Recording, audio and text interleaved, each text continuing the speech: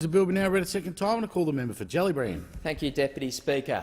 Well, the Appropriations Bill before the House proposes financial appropriations from the Consolidated Revenue Fund for the activities of the government. It's the money that keeps the government running, and it begs the question, what is this government doing? Where is the government's agenda? In particular, where is the economic agenda of this Prime Minister? When Malcoml Turnbull announced his challenge for the leadership of the Liberal Party and the Prime Ministership, his critique of the member for Warringah was that he had failed to articulate a coherent economic plan for the nation. The member for Wentworth told his colleagues and the nation that, quote, "The Prime Minister has not been capable of providing the economic leadership our nation needs." I had some sympathy for this argument. The Abbott Government's economic agenda was a mass of contradictions, accentuated by daily displays of incompetence. After telling voters throughout the 2013 election campaign that we faced a, quote, "debt and deficit disaster," the Abbott government proceeded to double the deficit once it came to government. The former Prime Minister promised Australians at the 2013 election that there would be, quote, "no changes to the pension," then proceeded to increase the pension age to 70 and made a series of changes to pension indexation, the assets test and pensioner concessions. The former Prime Minister promised no cuts to health and education during the 2013 election campaign, then cut $80 billion from health and education in the 2014 budget. The former Prime Minister promised not to increase fees for university students or to change the funding structure for our universities during the 2013 election campaign, then sprung the biggest change in higher education policy in this country for 30 years on the Australian people in 2 lines in the 2014 budget speech, introducing full university fee deregulation without a skerrick of consultation with anyone. For a Prime Minister who had promised, as opposition leader, to run a, quote, "no surprises government," I could understand the member for Wentworth's critique of his predecessor. I could understand the member for Wentworth's desire to, quote, "restore responsible cabinet government" after the chaos of the member for Warringah's government via captain's call. I could understand the member for Wentworth's argument that Australia needed, quote, "advocacy, not slogans," in the face of the patently unsustainable 3-word slogans proffered by the members for Warringah and the member for North Sydney in the place of economic leadership and advocacy. But 5 months later, what has changed? What is different about Australia as a result of the ascent of the member for Wentworth to the Prime Ministership? How has the economic agenda of the government changed? Now, we all know the sticker price for the member for Wentworth's ascent to the Prime Ministership. We knew the deal he had to do with the extreme right wing of the coalition in order to be accepted into the role. We know that he had to sell out his long-term beliefs on issues like marriage equality and climate change. So we know that as a result of that deal, the $160 million plebiscite into whether we should allow marriage in Australia, Tony Abbott's marriage equality policy remains Malcoml Turnbull's marriage equality policy. We know that in climate change, Malcoml Turnbull, despite his long-held principled support for an emissions trading scheme and a price on carbon, was forced to sacrifice this and commit to continuing to implement Tony Abbott's direct action policy, Greg Hunt's Magic Bean Acquisition Fund. Remind the member to use members' correct titles, please. The Assistant Resources Minister's Magic Bean Acquisition Fund. Well, and the same story is true in economic policy. While the government's schools policy certainly hasn't changed since the member for Wentworth ascended to the Prime Ministership. On this side of the House, we know that education policy is a crucial plank in any government's economic agenda. The investments that we make in human capital today, in our skills and in our ingenuity, are essential to realise economic growth dividends in the future. You can't have an ideas boom without investing in the minds of young Australians. Yet in the 2014 budget, the then Prime Minister defunded Years 5 and 6 of the needs-based education funding Gonski model. Since becoming Prime Minister, the current Prime Minister, the member for Wentworth, has done nothing to reverse those changes. Under the current government, an average of $3.2 million has been cut from each and every school in Australia. It's the equivalent of sacking 1 in 7 teachers. It's around $160 million from schools in my electorate alone, money these schools desperately need. We see the same story in higher education. Before the last election, Tony Abbott said, quote, "We will ensure the continuation of current arrangements for university funding." His Minister for Education, now the Minister for Industry, Innovation and Science, said during the previous election that, quote, after the election, that we are not going to raise fees. "I'm not even considering it because we promised we wouldn't." However, in the government's first budget, they announced a massive cut in university funding and a proposal to deregulate undergraduate university fees. The Turnbull government, the Abbott Turnbull government, has continued with the policy of his predecessor and continues to hold universities hostage.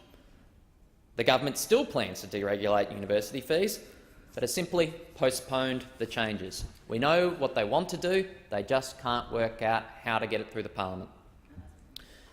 Indeed, in a statement on the 28th of October 2015, the Minister for Education and Training, Senator Simon Birmingham, made it clear that these changes had only been delayed. Deregulation remains the official policy of the government.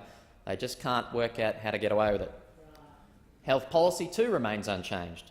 Tony Abbott cut $60 billion from health in the 2014 budget. The current Prime Minister has done nothing to reverse these cuts.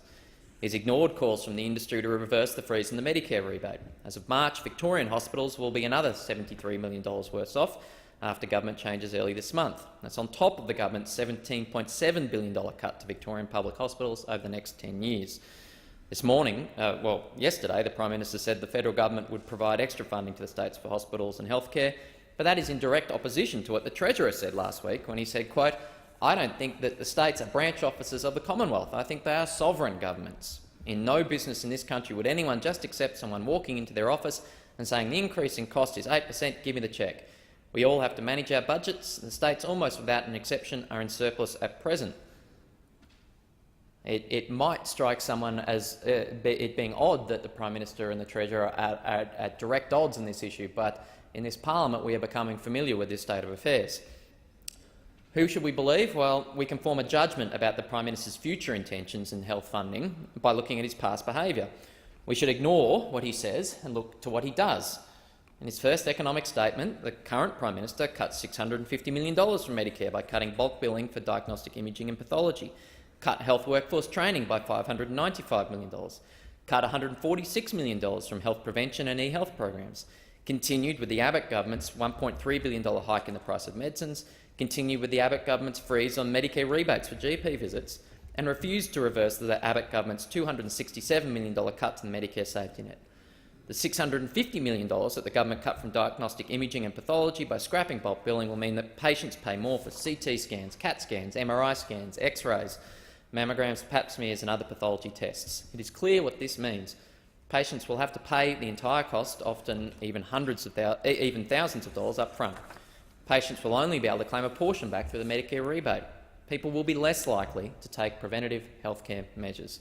It's a short-sighted budget saving that will end up costing the health budget much more in the long term.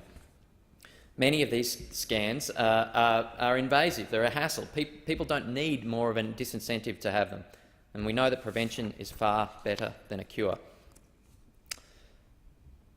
It's a far cry from the advocacy and economic leadership promised by the Prime Minister, short-term cuts with a longer-term cost.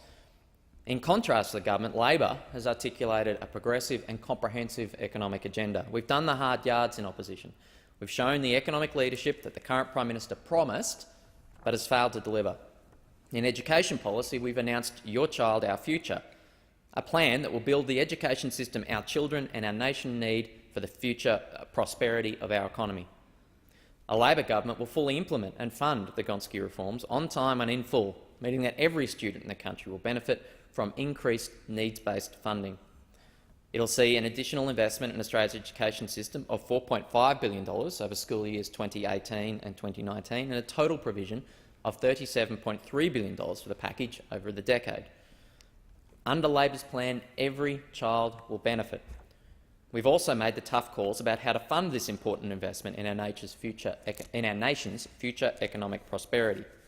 Labor has outlined budget savings measures to the tune of over $100 billion over the next 10 years, including changes to superannuation taxation, combating multinational tax avoidance, increasing tobacco excise, abolishing the emissions reduction fund, and changes to negative gearing and capital gains tax. It's an unprecedented move from an opposition party.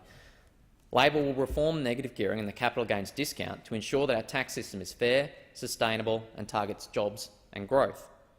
We've announced that we will limit the negative gearing to new housing stock from 1 July 2017. But we've also made it clear that all investments made before this date will not be affected by the change and will be fully grandfathered. There will be no retrospective application of these changes.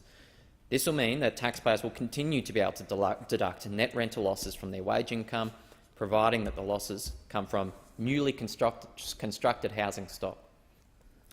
From 1 July 2017, losses from new investments in shares and existing properties can still be used to offset investment income tax liabilities. These losses will also continue to be carried forward to offset the financial capital gain on the investment. Labor will also halve the capital gains discount for all assets purchased after 1 July 2017. This will reduce the capital gains tax discount for assets that are held longer than 12 months from the current 50% to 25%. All investments made before this date will not be affected by this change and will be fully grandfathered. Unlike the government, we are not looking at retrospectivity in these changes. This policy change will not affect investments made by superannuation funds, another distinct difference between Labor and the government. And the CGT discount will not change for small business assets. This will ensure that no small businesses are worse off under these changes. Labor will consult with industry, relevant stakeholders and state governments on further design and implementation details ahead of the start date for both of these proposals. This is the way you provide economic leadership. This is the way you provide a comprehensive tax reform policy, and this is the way that you offer an economic agenda to the Australian public. It shows that Labor is the only party with a clear vision for tax reform and Australia's future. But what has been the government's response to the kind of economic leadership that the member for Wentworth himself promised Australians? Unfortunately, it's a reversion to Abbott-style scare campaigns.